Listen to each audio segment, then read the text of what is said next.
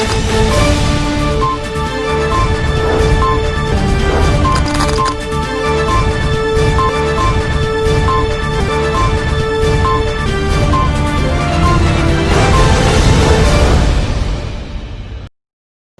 दर्शकों, मैं किंजल गौर दमन न्यूज में आपका स्वागत करती हूँ। समाचारों की शुरुआत करने से पहले एक नजर आज की सुर्खियों पर।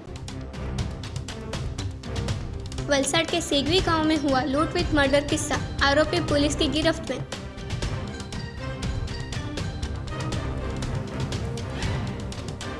दादरा नगर हवेली अवैध गैस रिफिलिंग करने वालों के खिलाफ की गई कार्यवाही।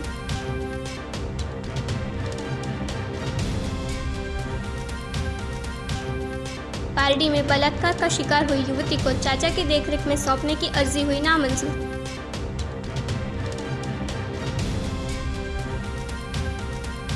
सरी गांव के 2 उद्योगपतियों को मेहसाणा पुलिस ने लिया हिरासत में। अब समाचार विस्तार में। वलसाड के सेगवी गांव में पड़ोसी ही निकला हत्यारा, बुजुर्ग महिला की हत्या कर 6 तोला सोने की लूट मचाई। वलसाड नजदीक आए सेगवी गांव में सुथारवाड़ में रहती बुजुर्ग महिला और उनकी पुत्री ने पहने सोने के गहने देखकर नीयत बिगड़ते पड़ोस में ही रहते एक व्यक्ति ने दोनों माता पुत्री पर जानलेवा हमला कर गहने की लूट मचाई थी। इस घटना में बुजुर्ग महिला की मौत हुई थी जब उनकी बेटी को गंभीर हालत में कस्तूरबा हॉस्पिटल ले जाने में आया था, जहां होश में आते पूरी घटना याद आई थी। पुलिस ने फरार हुए आरोपी को गिनती के वक्त में ढूंढ निकाला है।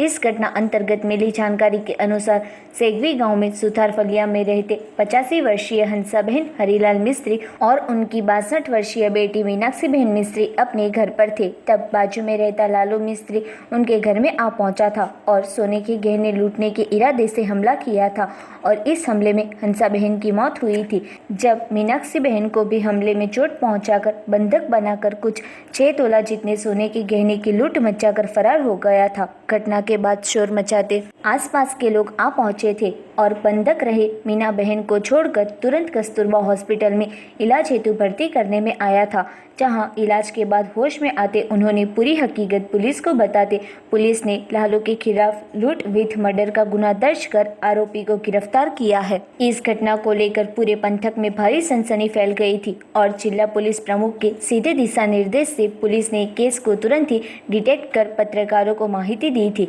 इस तरह सनसनी फैलाने वाली इस लूट विथ मर्डर में पड़ोसी ही हत्यारा निकला था।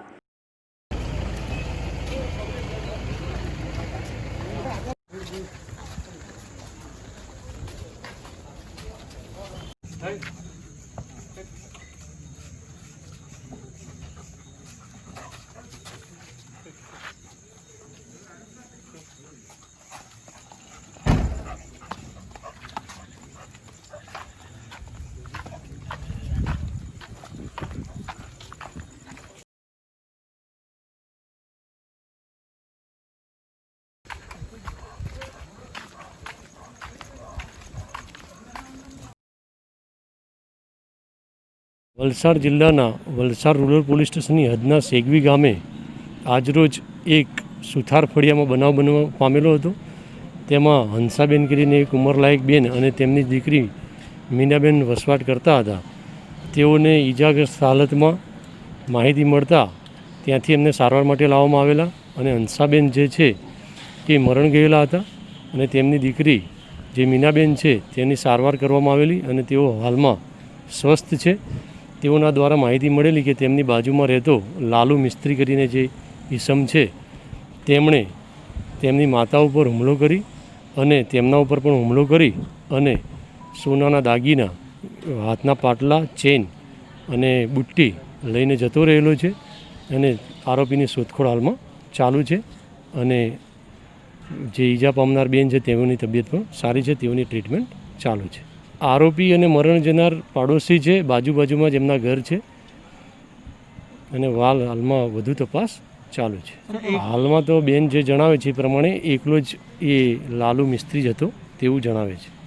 સમગ્ર ઘટનામાં આ બેન જ્યારે ઘરમાં પ્રવેશ્યા ત્યારે પેલો બાથરૂમમાં હતો અને બહાર નીકળ્યો અને આ બેન ઉપર પણ એસોલ્ટ કરવામાં આવેલો છે અને હાલમાં બીજી તપાસ આરોપી પકડેથી વધારે વિગત પ્રાપ્ત થશે। હાલમાં ફરિયાદી બેને આ લાલુ મિસ્ત્રીએ એમના પર હુમલો કરી અને દાગીના અગાઉ લઈ ગયેલો છે તેવું જણાવેલું છે. જ્યારે ભોગ બનનારને આજુબાજુવાળા લેવા ગયા ત્યારે તેમના પગ બાંધેલી હાલતમાં હતા. वलसाड के सेगवी गांव के लूट विथ मर्डर को अंजाम देने वाले आरोपी कल्पेश मिस्त्री उर्फ लालू को पुलिस ने बिलीमोरा से किया गिरफ्तार. वलसाड रूरल पुलिस ने वलसाड के सेगवी गांव के अंदर बीते कल हुई लूट विथ मर्डर मिस्ट्री की घटना का कुछ ही वक्त में हल निकाल लिया. मिली जानकारी के अनुसार आरोपी कल्पेश उर्फ लालू मिस्त्री बेरोजगार है और वह उसके मित्र के साथ गांव के लोग और अन्य गांव के लोगों को फंसाकर उधारी लेता था और लोगों को पैसे वापस नहीं लौटाता था और लेनदार पैसे वापस मांगे तो आरोपी लालू मिस्त्री खुदकुशी करने की धमकी देता होने का पुलिस जांच में सामने आया था. हाल आरोपी पुलिस की हिरासत में है और साथी मित्र को गिरफ्तार करने पुलिस कार्यवाही कर रही है. जब गिरफ्तार हुआ आरोपी कल्पेश मिस्त्री ने मृत महिला को पहले से ही शिकार बनाया था और महिला ने पहने सोने के गहने किसी भी तरह से हासिल करने साजिश की होने का सामने आया है. गिरफ्तार हुआ आरोपी लालू मिस्त्री ने महिला की हत्या कर पुत्री पर हमला कर फरार हो गया था, जहां उसने मृतक हंसा बहन मिस्त्री के सोने के गहने उतारकर करीबन 75,000 में उसके मित्र को साथ में रखकर किसी जगह गिरवी रखा होने की कबूलात की थी. गिरफ्तार हुआ आरोपी लालू मिस्त्री ने घटना को अंजाम देकर सोना गिरवे रखे पैसे को उसके परिवार को देकर फरार हो गया था. बाद में वो धोबी तालाब उसके किसी मित्र को मिलकर बिलीमोरा की ओर फरार हो गया होने की जानकारी मिलती जिला एसपी डॉक्टर राजदीप सिंह झाला और वलसाड डीवाईएसपी मनोज सिंह छावड़ा ने विभिन्न टीम बनाकर आरोपी को पकड़ने लगा दी थी. हाल आरोपी जेल में है और पुलिस ने हाल आगे की जांच शुरू की है. जब जिला पुलिस ने इस केस में और गुना मिलने की संभावना होने से रूरल पुलिस की टीम ने जांच शुरू की है.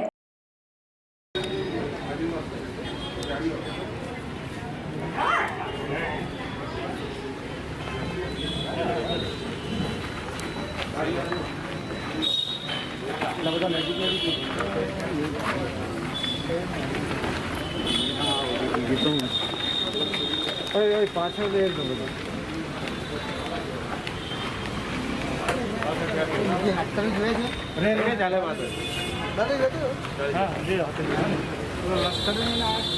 તો નહીં આવે એમ ક્યાંથી અમારો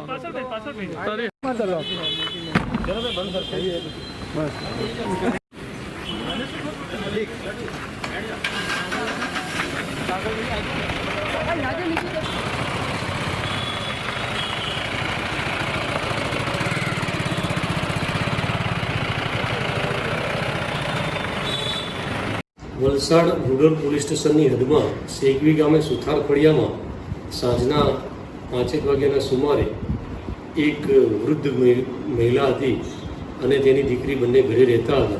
તેઓ લોકોની ઈજાગ્રસ્ત હાલતમાં તેમના પડોશીઓ કસ્તુરબા હોસ્પિટલમાં સારવાર માટે લઈ ગયેલા હતા અને સ્થાનિક લોકોએ પોલીસને પણ આ બાબતની જાણ કરેલી. સ્થળ ઉપર પોલીસ પણ પહોંચી ગયેલી અને આ જે વૃદ્ધ બેન છે હંસાબેન કરીને તેઓને સારવારમાં લઈ જતા ડૉક્ટરશ્રીએ મરણ જાહેર કરેલા અને તેમની દીકરી જે 65 વર્ષની છે મીનાબેન તેઓની પણ સિરિયસ હતા અને તેઓની સારવાર ચાલુ હતી. ત્યારબાદ આ ગુનાના સ્થળ વિઝિટ કરવામાં આવેલી.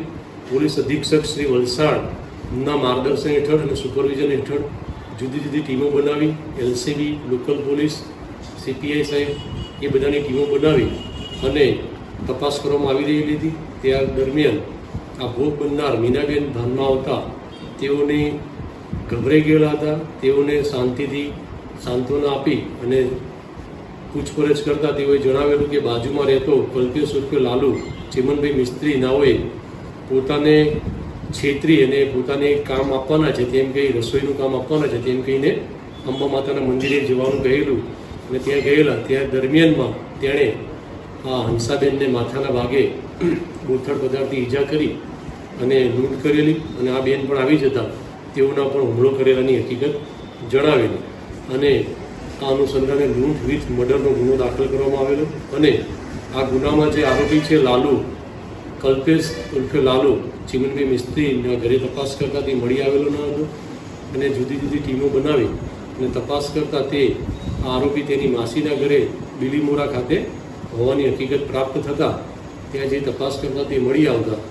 તેને લાવી ગુનાના કામે પૂછપરછ કરવામાં આવેલી છે અને આ ગુનાના કામે તેણે મુદ્દામાલ તેના મિત્ર દીપક ઉર્ફે દીપેશની સાથે મળી અને મુથુટ ફિનકોર્પમાંથી અમુક દાગીના આપી એને લોન લીધેલી છે અને પાટલા જે હતા સોનાના એક બીજા મિત્રને વેચાણ આપી અને તેની પાસેથી પૈસા લીધેલા છે અને આવી કબૂલાત કરેલી છે। આ ગુનાના કામે આરોપીને અટક કરવામાં આવેલો છે અને આગળ તપાસ કરવામાં આવી રહેલી છે। આ ગુનામાં તેનો મિત્ર દીપેશ ઉર્ફે દીપેશને પણ અટક કરવામાં આવનાર છે, તે પણ પોલીસની કસ્ટડીમાં આવી ગયેલ છે। કુલ સોનું 10.5 તોલા જેટલું હતું અને 10.5 તોલાનું સોનું રિકવર કરવામાં આવેલું છે। મુથુટ ફિનકોર્પમાંથી કાર્યવાહી કરી અને તે જે આપેલી સોનાની ચેન અને વીંટી એ ત્યાંથી કબજે કરવામાં આવેલી છે। સોનાના પાટલા પણ आरोपी। दादरा नगर हवेली में गैर कानूनी गैस रिफिलिंग करने वालों के खिलाफ कानूनी कार्यवाही की गई। दादरा नगर हवेली प्रशासन द्वारा प्रदेश में गैर कानूनी गैस रिफिलिंग का धंधा चल रहा होने का अहवाल अखबारों में आने के बाद कलेक्टर संदीप कुमार सिंह और आरडीसी अपूर्व शर्मा के दिशा निर्देश से राजस्व विभाग द्वारा गैर कानूनी तरीके से सिलेंडर भरने वाले के सामने कानूनी कार्यवाही कर सिलेंडर जब्त करने में आए थे। इस अंतर्गत मामलतदार टीएस शर्मा ने बताया कि कई दिनों से प्रशासन को सूचना मिली थी कि कई लोग गैर कानूनी तरीके से गैस भरते हैं। यह सुनिश्चित करने 2-3 दिन पहले जांच शुरू करने में आई थी, जिस अंतर्गत 15 टीम तैयार करने में आई थी, जिनको विभिन्न जगह नरोली, आमली, सिलवासा, रखोली, मसाट में और उसमें 15 जगहों पर जांच करते दुकानदारों के पास गैस भरने के उपकरण और गैस सिलेंडर जब्त कर पुलिस विभाग को सौंपने में आए हैं। राजस्व विभाग द्वारा आगे की कार्यवाही करने पुलिस विभाग में शिकायत दी जाएगी। मामलतदार ने ज़्यादा में बताया कि यह गैर कानूनी काम है, इसमें लापरवाही से बड़ी घटना हो सकती है और जान माल की नुकसानी हो सकती है, जिससे यह रोकना ज़रूरी है। प्रदेश के लोगों को अपील है कि इस तरह की कोई भी गैर कानूनी कामगिरी हो जिससे जान हानि का जोखिम हो तो प्रशासन को ध्यान में लाए, उसके खिलाफ प्रशासन द्वारा कार्यवाही की जाएगी। ये माननीय समर्था सर, कलेक्टर सर और आरडीसी सर के दिशा निर्देश में कुछ हमको उन्होंने निर्देश दिए थे कुछ दिन पहले कि उनके पास कुछ सूचनाएं पहुंच रही थी कि जहां पर जो अनऑफिशियली जो सिलेंडर का रिफिलिंग करते हैं वो हो रहा है, जो कि बहुत ख़तरनाक डेंजरस चीज़ है, क्योंकि वो जो अनऑफिशियली वो सिलेंडर उनको रिफिलिंग करके देते हैं तो उसमें कभी कुछ बड़ी दुर्घटना भी हो सकती है और वो अनऑफिशियली था। तो हमको निर्देश दिए गए थे, तो मैंने अपना जो रेवेन्यू टीम है उनको 1-2 दिन से हमारी तैयारी चल रही थी। उसके लिए हमने पहले एक दिन खुद उनसे विजिट भी करवाया था अपनी रेवेन्यू टीम से, तो जो शिकायत मिल रही थी पब्लिक से वो सही पाई गई, लेकिन क्योंकि हमको ऑफिशियली करने का था तो उसके लिए हमने आज का दिन फिक्स किया था। बिल अभी आ रही है मेरे पास, कम से कम एक जगह से एक आदमी तो हमने लिया ही है जो वहाँ पर था। अगर किसी जगह पर 2 आदमी होंगे तो 2 आदमी भी हमने उठाए होंगे, और जो भी उनका रिफिलिंग करने का सामान रहता है वो माल भी हमने पुलिस डिपार्टमेंट को हैंड ओवर किया है। रोली में है, मसाट है, रखोलीस है, 22 फलिया है, सिलवासा है, 4-5 जगह पर हमारे 15 पॉइंट थे। 15 पॉइंट पर हमने एक खाली सिलेंडर हमने उनको दे दिया था, तो उन्होंने अपने तरीके से उसको भरवाया है, रिफिलिंग करवाया, तो उनका रिकॉर्डिंग भी हमारे पास है। तो जो कि अनऑफिशियली था तो हमने वो जो उनका जो रिफिलिंग करने का चीज़ें रहती हैं, पंप है या वॉश में जो भी उनका टेक्निकल सामान रहता है वो हमने पुलिस डिपार्टमेंट को हैंड ओवर कर दिया है, और हम रेवेन्यू डिपार्टमेंट ही अपनी तरफ से उनको कंप्लेंट देंगे और हम 15 के 15 ही FIR करवाएंगे। और पब्लिक को ये मैसेज जाना चाहिए कि इस तरीके का जो खतरनाक काम है, इलीगल जो है, जो कि जान माल की हानि हो सकती है इस तरीके का आगे से। पारडी में पिता द्वारा बलात्कार का शिकार हुई युवती को उसके चाचा के देखभाल में सौंपने की अर्जी हुई नामंजूर। युवती ने कोर्ट में किसी भी रिश्तेदार के साथ रहने के लिए साफ तौर पर किया इनकार। पारडी में रहते एक शिक्षक पिता की हैवानियत देखते पुलिस को फरियाद करने के बाद पिछले 1.5 माह से धराशना चिल्ड्रंस होम में रहती अपनी खुद की बेटी का कब्जा मांगने वाले चाचा सहित माता या अन्य कोई भी रिश्तेदार के साथ नहीं जाना चाहती, ऐसा स्पष्टीकरण कोर्ट ने दिया था। पारडी में रहते एक पाठशाला के शिक्षक के तौर पर नियुक्त पीएचडी हुए डॉक्टर बलवंत की पुत्री, जिसकी उम्र मात्र 14 वर्ष थी, वो बीती कल दिनांक 1/9/2020 को पारडी मथक में फरियाद करते बताया कि माता मानसिक रीत से अस्थिर दिमाग की है। रात को बच्ची सो गई है ऐसा मानकर पिता उसके पास सो गए थे और पुत्री के कपड़े उतारकर शारीरिक संबंध बनाए थे। यदि पुत्री जागकर विरोध करती तो पिता उसको घर में बंद कर देंगे और उसे पीट देंगे, ऐसे डर से पुत्री विरोध नहीं कर रही थी। जनवरी 2020 में पिता ने आखिरी बार शारीरिक संबंध बनाया था। अंत में तंग आकर तनिषा ने अपनी बड़ी बहन की मदद से एफआईआर दर्ज करते पुलिस ने आरोपित पिता को गिरफ्तार किया था। पिछले 1.5 माह से दराशना चिल्ड्रन होम्स में रहती तनिषा के कब्जे के लिए उसके चाचा ने पोस्को के तहत स्पेशल कोर्ट में अर्जी दी थी। इसके अंतर्गत तनिषा ने जज के समक्ष समग्र हकीकत का वर्णन किया था और चाचा सहित कोई भी रिश्तेदार के साथ नहीं जाना चाहती ऐसा बताया था। अर्जदार चाचा के वकील ने दलील की थी कि पीड़ित चाहे कुछ भी कहे पर कब्जा तो अर्जदार को ही देना चाहिए। फरियाद पक्ष के तरफ से डीजीपी अनिल त्रिपाठी ने दलील करते हुए कहा कि पुत्री की उम्र इतनी भी छोटी नहीं कि वे अपने अच्छे बुरे का फर्क ना पहचान पाए। अंत में स्पेशल कोर्ट के जज एमआर शाह ने अर्जदार चाचा की अर्जी नाकाम कर दी थी। सरीगांव के 2 उद्योगपतियों को मेहसाणा पुलिस ने हिरासत में लिया। सरीगांव जीआईडीसी में आई श्री त्रिकुट इंडस्ट्रीज और सुजन केमिकल कंपनी के सल्फ्यूरिक एसिड के टैंकरों का पानी मेहसाणा में बोरवेल में पानी उतारते एलसीबी की टीम ने गिरफ्तार किया था। पुलिस ने दोनों कंपनी के मैनेजर को गिरफ्तार कर पारडी मेहसाणा एलसीबी की टीम को सौंपा है। सरीगांव जीआईडीसी कंपनी संचालक की एक के बाद एक गैर कानूनी कामगिरी सामने आ रही है। एकम में परमिशन अन्य की लेकर उत्पादन अन्य प्रोडक्ट का करने में आ रहा होने की बात कई वक्त से चल रही थी, जो कि इसमें वलसाड नहीं पर मेहसाणा की एलसीबी टीम को सफलता मिली है। सरीगांव जीआईडीसी में प्लॉट नंबर 1009 में आई श्री त्रिकुट इंडस्ट्रीज और सुजन केमिकल के सल्फ्यूरिक एसिड भरे टैंकर मेहसाणा में सप्लाई हो रहे थे। मेहसाणा से सुभाषण जाते रास्ते पर मेहसाणा के अंकित पटेल नाम के व्यक्ति ने किराए से जगह ली थी, जिसमें हौज बनाकर बोरवेल में सल्फ्यूरिक एसिड उतारते एलसीबी की टीम ने गिरफ्तार किया था। घटनास्थल से टैंकर चालक यादव शंभूभाई रामचंद्र पकड़ा गया था, जिसको गिरफ्तार करते सरीगांव की 2 कंपनी का नाम खुला था, जिसमें त्रिकुट इंडस्ट्रीज में से परतभाई कामड़ी और सुजन में से शंकरभाई मराठी को भिलाड़ पुलिस ने गिरफ्तार कर मेहसाणा एलसीबी की टीम को सौंपा था। सिलवासा के एक व्यापारी ने लेनदारों की धमकियों से परेशान होकर पुलिस में की शिकायत। सिलवासा में एक व्यापारी ने ब्याज पर लिए पैसे वक्त पर वापस ना देते हाथ पैर तोड़कर जान से मार देने की धमकी देते व्यापारी ने पुलिस शिकायत दर्ज करवाई है। आरोपी ने मैं सांसद का नज़दीक का व्यक्ति होने का बताकर धमकी दी होने का शिकायतकर्ता ने बताया था। मिली जानकारी के अनुसार सिलवासा टोकरखाड़ा में आए गोकुल विहार में बिग विजन मणि के सॉल्यूशन फर्म चलाता सुरेंद्र योगेश्वर सोनी ने अपनी शिकायत में बताया कि सिलवासा में सीपीएफ सिक्योरिटी में काम करता केयूर एन शाह नाम के व्यक्ति के पास से शिकायतकर्ता ने एक बार 2,06% ब्याज से और दूसरी बार 7,05% ब्याज से लिए थे।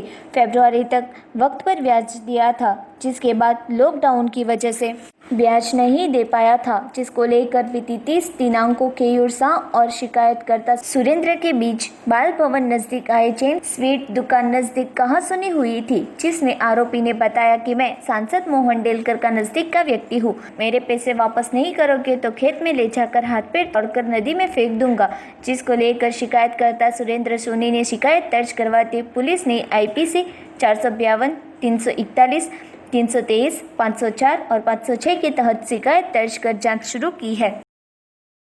ऐसा था कि हमारी लेन देन थी उसके साथ, हम 2 साल से वर्किंग कर रहे थे।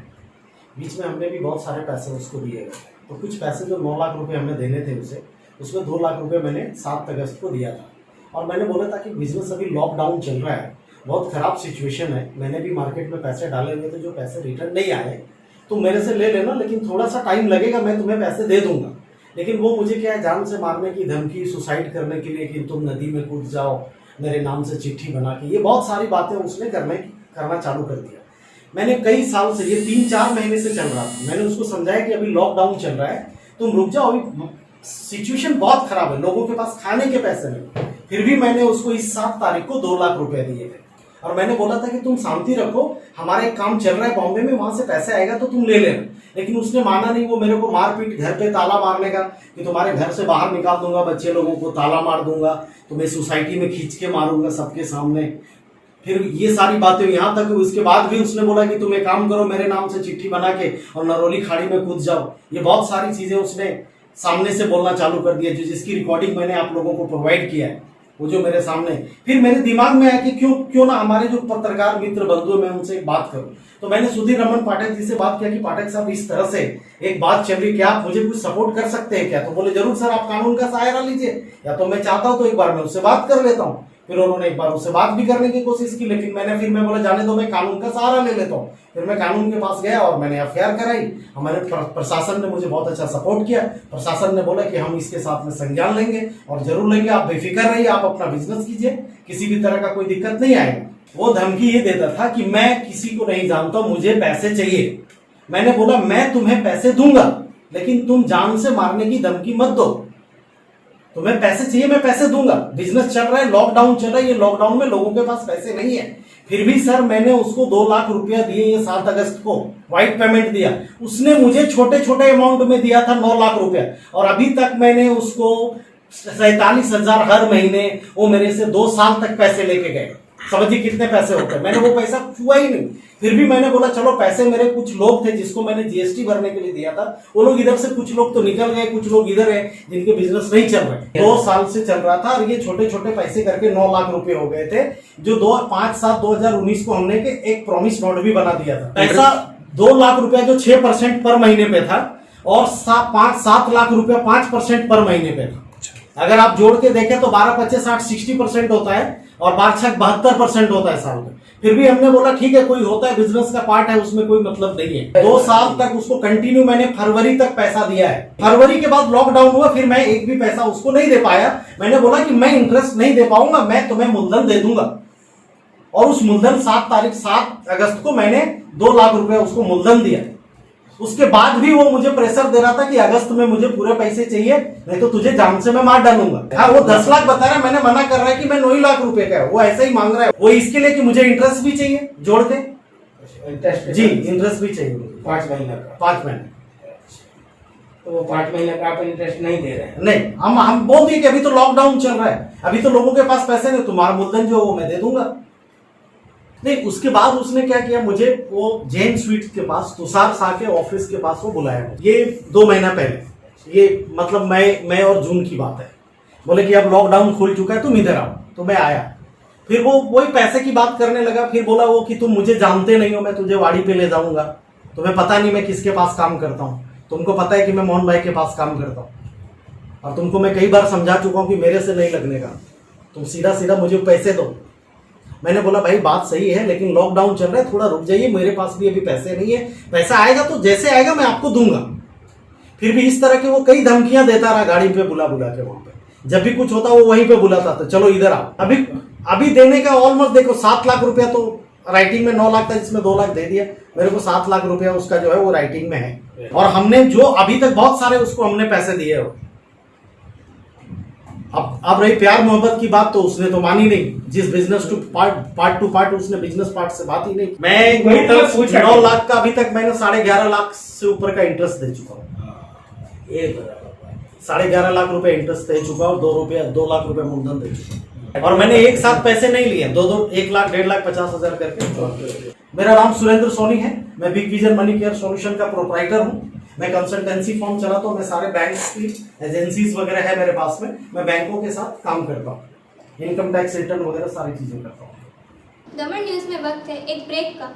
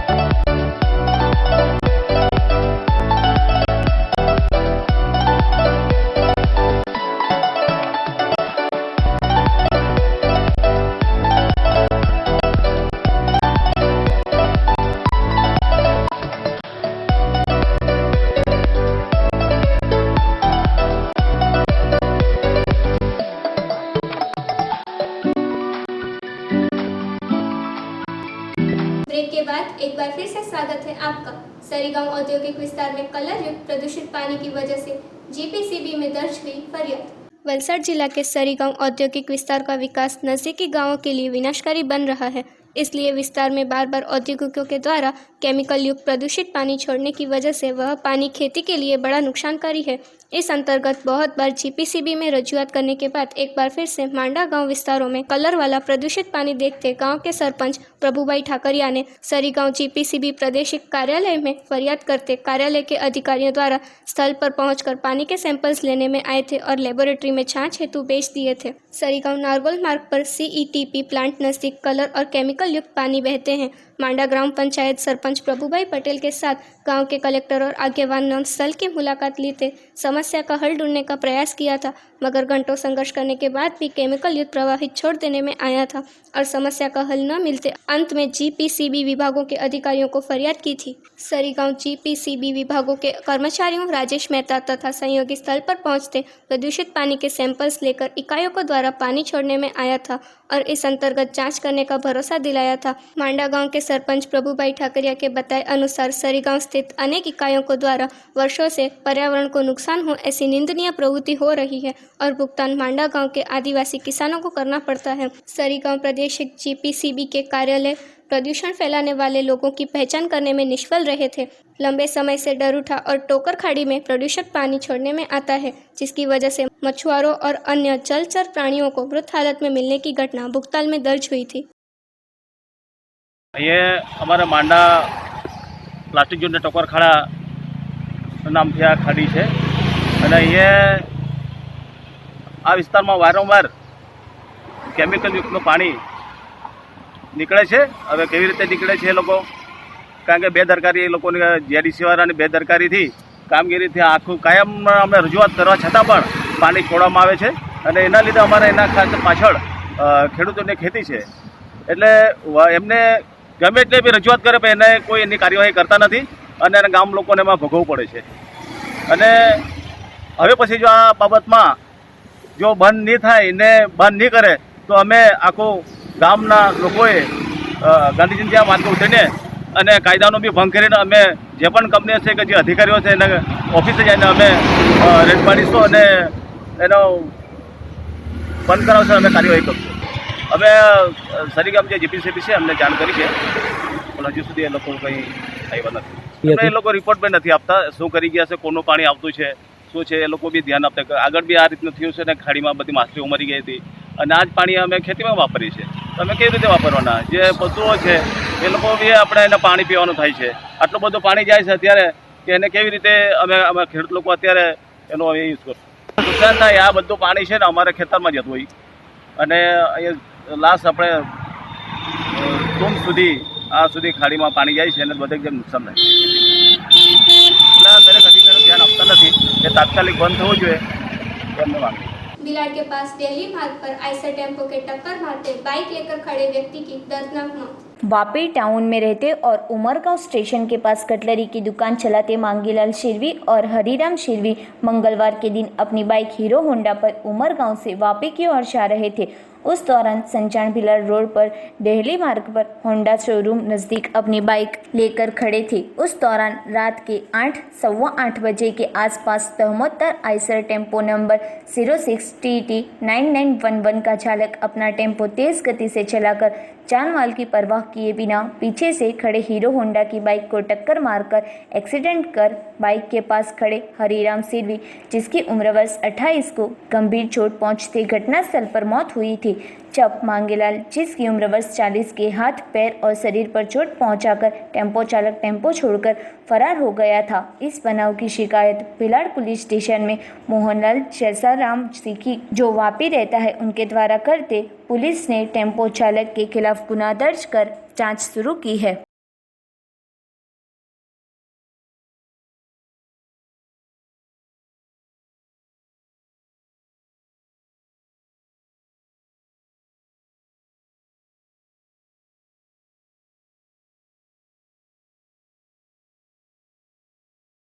મને ફોન આવ્યો હતો કે ભિલાડ ફાટક પાસે એક્સિડન્ટ થયો છે।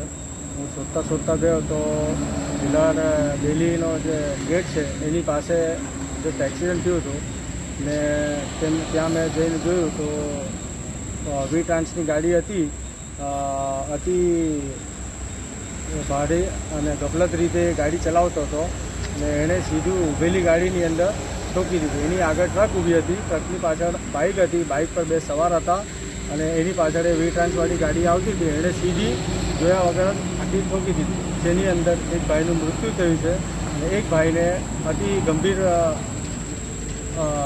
ચોટ લાગવાથી એમને જીવનદીપ હોસ્પિટલમાં મોકલવામાં આવ્યા છે અને 108ને ફોન કર્યો હતો અને એને 1 કલાક લાગી ગયો આવતા. તો એની જે જીવવાની શક્તિ હતી એ બહુ ઓછી થઈ ગઈ, જેનાથી એક ભાઈનું ડેથ થઈ ગયું ને 108 દ્વારા એમને જીવનદીપમાં લઈ ગયા અને ત્યાંથી એમને ट्रांसफर કરવામાં આવ્યા છે हरिया हॉस्पिटल में। वापी में नए ब्रिज के निर्माण कार्य के पूर्व ट्रैफिकिंग और डाइवर्जन के मामलों पर ध्यान देते डिप्टी कलेक्टर ने अन्य विभागों के साथ स्थल निरीक्षण किया। वापी में रेलवे द्वारा फ्रेट कॉरिडोर प्रोजेक्ट शुरू करने में आया है, जिसके लिए पुल की ऊंचाई और चौड़ाई बाधित है, इसलिए उसे ध्वस्त कर और एक नया पुल बनाने की अनुमति दी गई है। तब इस पुल के ध्वस्त होने के बाद पूर्व पश्चिम के यातायात को कैसे बनाए रखा जाए, यह जानने के लिए नए पुल के संचालन से पूर्व ट्रैफिक और डाइवर्जन के मामलों पर ध्यान देते डिप्टी कलेक्टर ने अन्य विभागों के साथ स्थल निरीक्षण किया था। वापी से गुजरते पश्चिम रेलवे लाइंस वापी की पूर्व और पश्चिम ऐसे दोनों भागों के बीच है, जिसके लिए एक ओवरब्रिज और 2 अंडरपास है, मगर ब्रिज की सीमा पूर्ण हो चुकी है और रेलवे फ्रेट कॉरिडोर प्रोजेक्ट में ब्रिज की कम ऊंचाई एक समस्या बन चुकी है। तभी इस अंतर्गत हाल में इस ब्रिज के स्थान पर एक नया ब्रिज बनाने की मंजूरी दी गई है। आने वाली दीपावली के बाद इस प्रोजेक्ट को शुरू किया जाएगा, मगर उसके पहले पूर्व पश्चिम ट्रैफिक को किस तरह कंट्रोल किया जाए और कहां कहां डाइवर्जन देने में आए, इसलिए डिप्टी कलेक्टर सीपी पटेल ने पीडब्ल्यूडी के अधिकारियों, आरटीओ के अधिकारियों और पुलिस के साथ स्थल निरीक्षण किया था, जिसमें मुख्य ओवरब्रिज, पुराना फाटक, बलीथा फाटक सहित सभी स्थल पर स्थल निरीक्षण कर आने वाले दिनों में योग्य निर्णय लेने में आएगा। मिली जानकारी अनुसार नया ब्रिज लगभग 140 करोड़ के खर्च के साथ बनाया जाएगा और उसकी कामगिरी 1 वर्ष में समाप्त करने की तंत्र की है तैयारी, जिसके अंतर्गत आने वाले दिनों में ट्रैफिकिंग प्रक्रिया की कामगिरी शुरू करने में आएगी। तब ट्रैफिक का बोझ हल्का करने, पुराने फाटक को एक बार फिर से शुरू करने और बलीठा ब्रिज के पास डाइवर्जन देने का विचार विभागों के साथ निरीक्षण करने के बाद तय किया गया है, जो आने वाले दिनों में ब्रिज की कामगिरी शुरू करने से पहले लागू किया जाएगा। मूळ वस्तु એટલે એ રીતની છે કે ડેડિકેટેડ ફ્રેટ કોરિડોર પ્રોજેક્ટ જે ચાલી રહેલો છે એની અન્વયે હાલનો જે એક્ઝિસ્ટિંગ જે બ્રિજ છે એ બ્રિજની હાઇટ જે છે ઓછી છે, એટલે એ બ્રિજ જે છે કે તોડી અને નવો કરવાનો થાય છે અને સાથે સાથે જે છે કે હાલમાં એ થોડું સાંકડો છે તો એની દ્રષ્ટિએ પણ થોડું એને છે કે વ્યવસ્થિત રીતે જે એનું રિસ્ટ્રક્ચરિંગ કરવું જરૂરી છે। એટલે એ કામગીરી શરૂ કરતાં પહેલાં જે છે કે બજાર વિસ્તારની અંદર આવેલી બાબત છે તો ત્યાં ડાયવર્ઝન કઈ રીતના આપી શકાય, ટ્રાફિકનો મુદ્દો કઈ રીતના સોલ્વ કરી શકાય, કઈ રીતની બાબતે આને કામગીરી હાથ ધરી શકાય, એ માટે મહેરબાન કલેક્ટર સાહેબની સૂચના અનુસાર અમો પછી એસડીપીઓ વાપી, આરએનબીના અધિકારીઓ, RTO Shri, chief officer Shri તમામ દ્વારા જે એક સંયુક્ત સ્થળ તપાસ કરી અને જે છે કે જો આ બ્રિજ છે એને ડિસમેન્ટલિંગ કરવામાં આવે તો એ સંજોગોમાં અને ત્યાર પછી એની જે કામગીરી ચાલતી હોય એ દરમિયાનમાં ટ્રાફિક બાબતે કઈ રીતના ડાયવર્ઝન આપી શકાય, શું કરી શકાય, એ માટે જે છે કે સ્થળ તપાસ કરી અને એક આખી બાબત વિચારણામાં લેવાની હતી। એટલા માટે ગઈકાલે બધા અધિકારીઓ દ્વારા મુલાકાત લેવામાં આવી। પુલની કામગીરી કેટલા માસ ચાલશે એ અત્યારથી ના કહી શકે, કેમ કે હજુ તો જે છે કે પુલની કામગીરી છે એના માટેનું જે ટેન્ડરિંગની બધી પ્રક્રિયા જે છે અને ટેન્ડરિંગને થયા પછી જે છે કે પણ મૂળ વસ્તુ એટલી છે કે સમગ્ર જે છે કે કામગીરી જેમ બને એમ ઝડપથી જે છે કે વધુમાં વધુ જે છે કે 1 વર્ષની અંદર જે પૂર્ણ કરવા માટેની જે છે કે આથી અત્યારના તબક્કે આયોજન એ રીતનું વિચારી છે। वलसाड जिला के नेशनल स्टूडेंट ऑफ इंडिया के अध्यक्ष और उपाध्यक्ष को नियुक्त किया गया। National student of India Gujarat के प्रदेश अध्यक्ष महिपाल गढ़वी द्वारा वलसाड जिला अध्यक्ष के तौर पर दशरथ कड़ू और उप प्रमुख धर्म सिंह वी पटेल को नियुक्त कर खेस पहनाकर शुभेच्छाएं दी थी। युवाओं ने बताया कि नया शिक्षण केंद्र विद्यार्थियों के लिए आने वाले भविष्य में भारी नुकसानकारी होगा।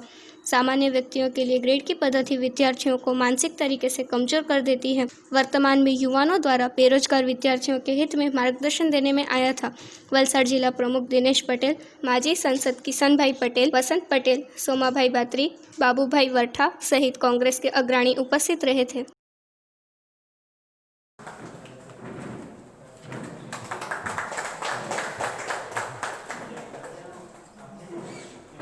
પ્રથમ વખત આજે કપડા ખાતે આવવાનું થયું છે. NSUIના સંગઠનનો વ્યાપ વધે અને નવનિયુક્ત હોદ્દેદારોની નિમણૂક થાય એ ઉદ્દેશ્ય સાથે જ્યારે અહીંયા આવવાનું થયું છે.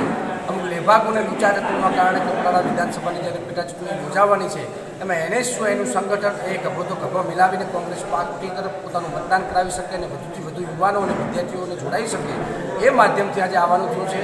જે રીતે કેન્દ્ર સરકાર અને રાજ્ય સરકાર યુવાનોને છેતરવાનું કામ કરી રહી છે, બેરોજગારી જે દિવસે ને દિવસે એનો વ્યાપ વધી રહ્યો છે, આવા હજારો મુદ્દાઓ સાથે જ્યારે NSUIનું સામાન્ય કાર્યકર્તા કપરાડા વિધાનસભા હોય કે પછી વલસાડ જિલ્લાની તમામ ઘર સુધી પહોંચી અને કોંગ્રેસ પાર્ટીનો પ્રચાર પ્રસાર કરી શકે અને વિચારધારામાં વધુથી વધુ યુવાનો અને વિદ્યાર્થીઓને જોડી શકે એ માધ્યમથી આજે કારોબારી બેઠકમાં ઉપસ્થિત થવાનું છે. હું કડુ દશરથ, NSUI કપરાડા. NSUI કપરાડામાં સતત કામ કરીને જ્યારે વલસાડ જિલ્લાની નિમણૂક કરવામાં આવે છે, વલસાડ જિલ્લા NSUIના અધ્યક્ષ તરીકે મને નિમણૂક કરવામાં આવે છે, ત્યારે હર હંમેશા કોલેજના વિદ્યાર્થીઓના હોય, જે પણ વિદ્યાર્થીઓનો પ્રશ્ન હોય એના સામે અમે સતત લડીશું અને એને નિકાકરણ કરીશું. दादरा नगर हवेली में व्यापारी एसोसिएशन ने हाट बाजार लगाने की अनुमति देने के लिए आरडीसी को सौंपा ज्ञापन. पिछले कई वर्षों से दादरा नगर हवेली के विभिन्न पटेलादों में वार के अनुसार अठवाड़ा बाजार लग रहा था, किंतु लॉकडाउन के बाद से यह हाट बाजार लगने का बंद हो गया है. काफ़ी समय बीत जाने के बाद अभी तक हाट बाजार चालू न होने की वजह से लोग बेरोजगार हो गए हैं, जिससे मंगलवार को दादरा नगर व्यापारी एसोसिएशन ने दादरा नगर आरडीसी को आवेदन पत्र सौंपकर पुनः हाट बाजार चालू करने की मांग की है. व्यापारी एसोसिएशन वालों ने अपने आवेदन में लिखा है कि हाट बाजार में अलग अलग दिनों में अलग अलग एरिया में अपनी छोटी दुकानें लगाकर व्यापार करने वाले सामान्य तबके के लोग को लॉकडाउन लगने की समय से बेरोजगार हो गए हैं. इनके सामने रोजी रोटी की समस्या अब विकट हो गई है. अभी स्थिति कुछ सामान्य है. अभी व्यापार धंधे को शुरू करने की अनुमति भी दी गई है. इन छोटे व्यापारियों को भी अपने व्यापार धंधा शुरू करने की परमिशन दिलाने की मांग की है. एसोसिएशन वालों ने विश्वास दिलाया है कि प्रशासन के आदेश का पूर्ण पालन करते हुए व्यापार शुरू करेंगे. हम लोग हमारे जो हाट बाजार करते हैं, जो गांव के अंदर अपना धंधा लेके रास्ते में बैठ के धंधा करते हैं, उसको हाट बाजार कहते हैं. तो हाट बाजार के व्यापारी कम से कम 100 से 150 हमारे साथ आए थे और उन्होंने ये मांग थी कि भाई सभी यहाँ व्यवसायी अपना सरकार के कायदा कानून से खुले हैं, तो क्यों नहीं हमको अनुमति मिले. ऐसा करके हम लोगों ने एक लेटर आवेदन पत्र दिया आरडी साहब को और आरडी साहब को हमने बताया कि सर ये लोग भी घर से बेघर हुए, पिछले 6 महीने से लॉकडाउन में ये लोग एकदम बेकार हो गए और रास्ते पे आ गए हैं. उनका भाड़ा चुकाने के लिए भी तकलीफ, घर भी चलाने की तकलीफ उनको है. तो सारे आए थे, उनकी रजूआत थी और एक रिक्वेस्ट थी, विनती थी कलेक्टर साहब को और आरडी साहब को कि सर हम लोग को भी एक कोई सरकारी एक नीति नियम से हमको भी परमिशन मिले. तो आज हम आरडी साहब को सारे व्यापारी हम मिले, हमारे एसोसिएशन के पास आए, हम मिले और सर ने हमको आश्वस्त किया है कि जैसे कम से कम कल तक परमिशन अनुमति मिले वैसा हमको विश्वास दिलाया है. तो हम इस प्रसंग पे हमारे समाहर्ता जी का, आरडी साहब का और आदरणीय हमारा साहब का भी आभार मानते हैं. व्यापार धंधों की स्थिति लॉकडाउन के शुरू होने के समय से ही पिछले 6 महीने से बहुत खराब है, लेकिन जैसे जैसे स्थिति सामान्य हो रही है तो सभी व्यापार धंधों को सबको छूट मिल रही है कुछ आवश्यक निर्देशों के साथ में. तो हाट बाजार वाले भी हमारे बहुत छोटे व्यापारी हैं. आज 6 महीने से इनकी इतनी विकट स्थिति हो गई कि इनको अपनी रोजी रोटी चलाना मुश्किल हो गया है. तो हमारे व्यापारी एसोसिएशन के अध्यक्ष शांतुभाई पुजारी और हम लोग सब व्यापारियों के साथ में आरडीसी सर से मिले और उन्होंने हमें आश्वस्त किया कि हाट बाजार को भी बहुत जल्दी, मतलब जितना जल्दी हो सकता है उतना जल्दी शुरू करने की परमिशन हम लोग आपको देंगे. सिलवासा से व्यापारी है छोटे मोटे, ये हमको शांतुभाई पुजारी व्यापारी अध्यक्ष के, उन्होंने बहुत हेल्प की हमें और हमारा जल्द से जल्द धंधा शुरू हो वही हम चाहते हैं. इसकी अनुमति हमें साहब से, आरडीसी साहब से मिले, वही हमारी नम्र विनंती है. आज शांतुभाई पुजारी जो व्यापारी एसोसिएशन के दादरा में व्यापारी एसोसिएशन के अध्यक्ष है, उनके पास में अमुक जो हाट बाजार वाले व्यापारी लोग आए, तो ये लोग 6 महीने से महामारी के चक्कर में इनका घर बार वगैरह सब भाड़ा तोड़ा सब भी था. इन्होंने बोला कि कुछ फालतू पैसे रजूआत की कि कलेक्टर साहब आरडीसी साहब से मिलकर हमें कुछ परमिशन दिलाओ, हम भी हमारे बच्चों का परिवार पाल सके. तो शांतुभाई का फ़ोन आया, मैं भी आया और फिर हम आरडीसी साहब से मिले तो उन्होंने बहुत आश्वासन और शांति से आश्वासन दिया. आशापुरा मानव कल्याण ट्रस्ट के तत्वाधान में पन्नाधारी महाराणा प्रताप निर्मल भारत अभियान के अंतर्गत 1 जुलाई से 20 अगस्त तक राजसमंद जिले में 25,000 वृक्षारोपण किए गए. आशापुरा मानव कल्याण ट्रस्ट के तत्वाधान में प्रज्ञाधाई महाराणा प्रताप निर्मल भारत अभियान के अंतर्गत 1 जुलाई से 20 अगस्त तक राजसमंद जिले में 25,000 वृक्षारोपण किए गए. आशापुरा मानव कल्याण ट्रस्ट के संस्थापक अध्यक्ष नानजीभाई गुर्जर ने संवाददाताओं को बताया कि जिला विधिक सेवा प्राधिकरण राजसमंद के सचिव नरेंद्र कुमार ऊपर जिला एवं सेशन न्यायाधीश द्वारा जारी पत्र के अनुसार ट्रस्ट द्वारा 15 अगस्त स्वतंत्रता दिवस से 20 अगस्त तक जिले की सभी तहसीलों में चिन्हित किए गए 43 केंद्रों पर 3100 पौधे का वितरण किया गया। आशापुरा मानव कल्याण ट्रस्ट के पदाधिकारियों द्वारा सभी तहसीलों में जिला विधिक सेवा प्राधिकरण के अधीनस्थ न्यायालयों, पंचायत समितियों, थाना परिसर, सामाजिक संस्थाओं, विद्यालयों में वृक्षारोपण एवं पौधा वितरण किया गया। आशापुरा मानव कल्याण ट्रस्ट द्वारा 1 जुलाई 2020 को ग्राम पंचायत कानादेव का गुड़ा में धनवल ग्राम स्थित देवबनी में 2100 पौधे लगाकर वृक्षारोपण अभियान का शुभारंभ राजसमंद पंचायत समिति के पूर्व प्रधान शांतिलाल कोठारी द्वारा किया गया। अभियान के अंतर्गत ट्रस्ट के पदाधिकारियों द्वारा जिले की विभिन्न तहसीलों की 60 ग्राम पंचायतों एवं विभिन्न गांवों में वृक्षारोपण ग्रामीण जनों के सहयोग से किया गया। राजसमंद गाडरियावास के डोलेश्वर महादेव परिसर में वन विभाग के अधिकारियों के सानिध्य में पौधारोपण किया गया। सालमपुरा विद्यालय में 51 पौधे वितरण एवं वृक्षरोपण राजस्थान शिक्षक संघ राष्ट्रीय जिलाध्यक्ष नारायण सिंह चुंडावंत एवं महिला उपाध्यक्ष मधु पालीवाल के सानिध्य में ट्रस्ट के पदाधिकारियों द्वारा किया गया। आशापुरा मानव कल्याण ट्रस्ट द्वारा पन्नाध्याय महाराणा प्रताप निर्मल भारत अभियान के अंतर्गत ग्राम पंचायत कलिंजर, सुंदरशाह, साकरोदा, उसरवास, लीकी, आख्या, मॉडल स्कूल केलवाड़ा में प्रधानाचार्य नर्मदा शंकर आमेटा, हल्दीघाटी संग्रहालय में संस्थापक मोहनलाल श्रीमाली के सानिध्य में पौधारोपण किया गया एवं नाथ द्वारा तहसील के कस्तूरबा गांधी आवासीय विद्यालय नेडेच में पौधारोपण के साथ साथ संगोष्ठी का आयोजन किया गया। संगोष्ठी में देश, धर्म और संस्कृति के लिए प्रज्ञाधाय एवं महाराणा प्रताप के योगदान को रेखांकित करते हुए वर्तमान सामाजिक परिस्थितियों में सामाजिक उत्थान एवं चरित्र निर्माण के प्रति भी जागरूक रहने का संदेश दिया गया। संगोष्ठी को आशापुरा मानव कल्याण ट्रस्ट के संस्थापक नानजीभाई गुर्जर, राजस्थान शिक्षक संघ राष्ट्रीय जिलाध्यक्ष नारायण सिंह चुड़ावंत, राष्ट्रीय शिक्षक संघ चेतना के राष्ट्रीय उपाध्यक्ष एवं राजस्थान गुर्जर महासभा के प्रदेश महामंत्री मोहनलाल वर्मा द्वारा संबोधित किया गया, जिसमें ट्रस्ट के पदाधिकारी जमनालाल गुर्जर उदयपुर, पवन सिंह चौहान, यश गुर्जर डिप्टी खेड़ा, गोपीलाल गुर्जर भी उपस्थित थे। संगोष्ठी में भारत सरकार एवं राज्य सरकार द्वारा महिला सशक्तिकरण एवं समाज कल्याण तथा युवाओं को आत्मनिर्भर बनने के लिए संचालित स्किल डेवलपमेंट के कार्यक्रमों की भी जानकारी दी गई। आशापुरा मानव कल्याण ट्रस्ट के संस्थापक नानजीभाई गुर्जर ने 19 अगस्त को पसुंद ग्राम पंचायत स्थित हरिओम उपवन में वृक्षारोपण अभियान के अवसर पर अपने संबोधन में कहा कि आशापुरा मानव कल्याण ट्रस्ट भारत के प्रधानमंत्री नरेंद्र मोदी एवं राजस्थान के मुख्यमंत्री अशोक गहलोत को ज्ञापन प्रस्तुत कर प्राणाध्य जयंती 8 मार्च को माता प्राणाध्य राष्ट्रीय महिला दिवस घोषित करने की मांग करेगा। पसंद सरपंच आर्यन जोशी ने ट्रस्ट से 2100 पौधे की और मांग की, जिस पर आश्वासन दिया गया कि आगामी अभियान में पौधे फलदार दिए जाएंगे। आशापुरा मानव कल्याण ट्रस्ट प्रदेश के विभिन्न जिलों में प्रज्ञाधाय महाराणा प्रताप निर्मल भारत अभियान के अंतर्गत विद्यालयों तथा विभिन्न सामाजिक संस्थाओं के सहयोग से प्रज्ञाधाय महाराणा प्रताप निर्मल भारत अभियान को सफल बनाने हेतु जन जागरण के कार्यक्रम प्रारंभ करेगा।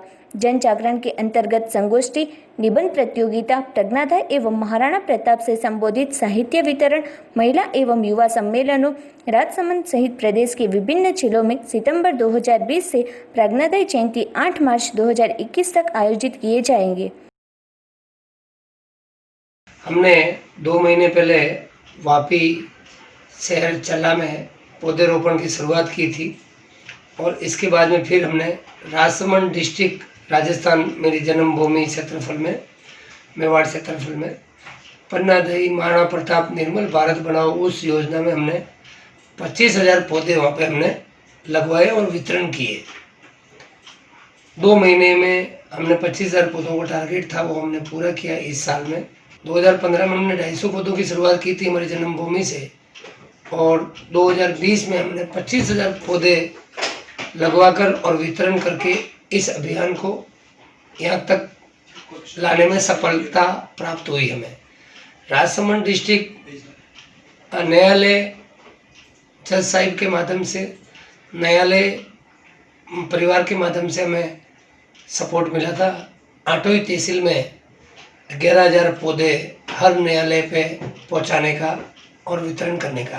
मार्च से लेकर 8 मार्च तक पन्ना दही महाराणा प्रताप निर्मल भारत बनाओ, इसके ऊपर हम लोग 1100 से 5200 कलश यात्रा निकालने का लक्ष्य हमारा हमने तय किया है। 5200 कम से कम 1100 ज़्यादा से ज़्यादा 5200 कलश और 5200 ही पेड़ पौधे। कन्याएं बालिकाएं और कन्याओं को 5200 कलश दिए जाएंगे और पुरुष प्रधान को हाथ में पौधे दिए जाएंगे और 5 से 7 किलोमीटर की यात्रा रहेगी। ये 5 मार्च के आसपास इसकी तैयारी चल रही है। शायद ये हम ये काम करने में सफल हो और पन्ना दही महाराणा प्रताप निर्मल भारत बनाने की योजना में एक नई सोच लोगों के बीच में रखी जाए, जिससे पन्ना दही को घर घर तक जन जन तक लोग पहचाने और पन्ना दही का नाम राष्ट्रीय महिला दिवस की जगह पर पन्ना माँ बलिदानी पन्ना दही राष्ट्रीय महिला दिवस उसका नाम हो जाए। केंद्र सरकार और राज्य सरकार इसकी मान्यता दे। समाचार समाप्त करने से पहले एक नजर आज की सुर्खियों पर। वलसाड के सेगवी गांव में हुआ लूट विद मर्डर किस्सा, आरोपी पुलिस की गिरफ्त में।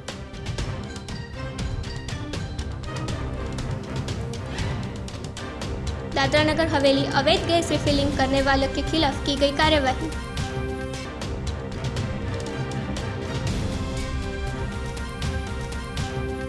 पारडी में बलात्कार का शिकार हुई युवती को चाचा की देखरेख में सौंपने की अर्जी हुई नामंजूर।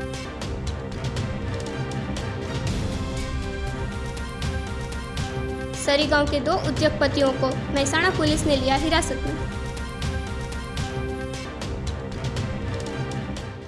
तो ये थे अब तक के दमन न्यूज। कल फिर मिलेंगे नए समाचारों के साथ। तब तक किंजल गौर को इजाजत दीजिए। धन्यवाद।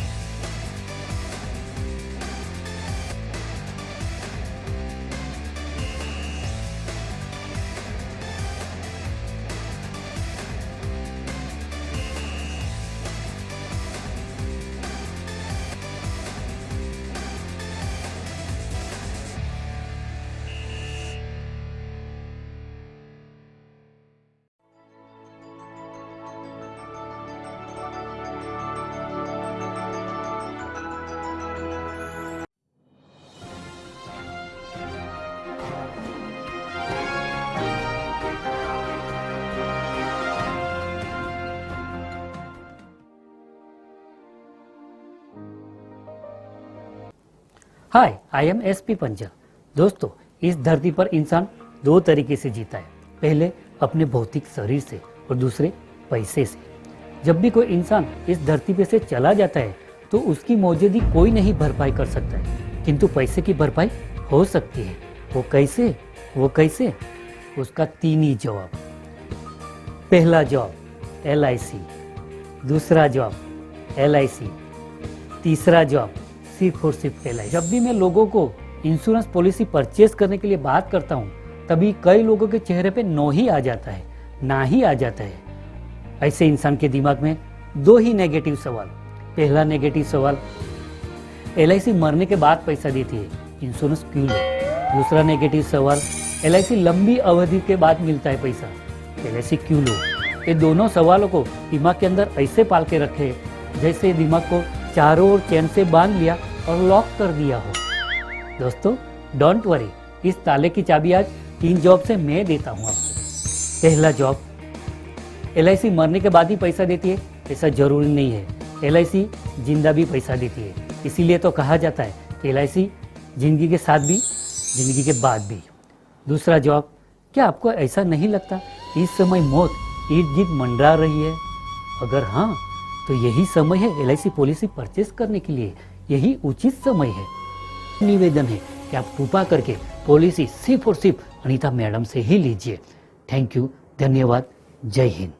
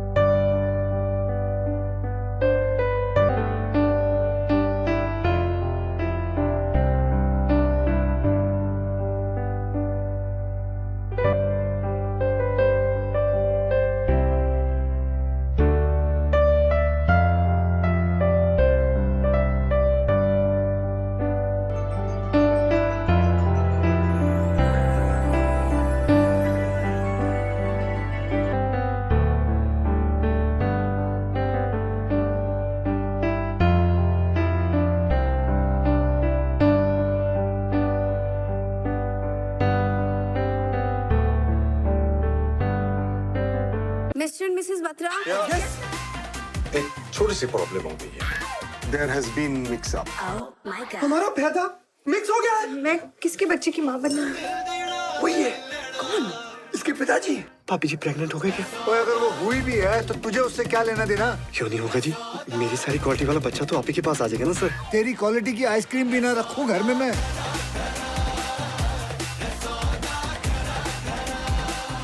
टेलीविजन पर पहली बार good news, scoop by Fortune chakki fresh atta, शनिवार 15 अगस्त रात 8 बजे जी सिनेमा पर। सीने में सिनेमा।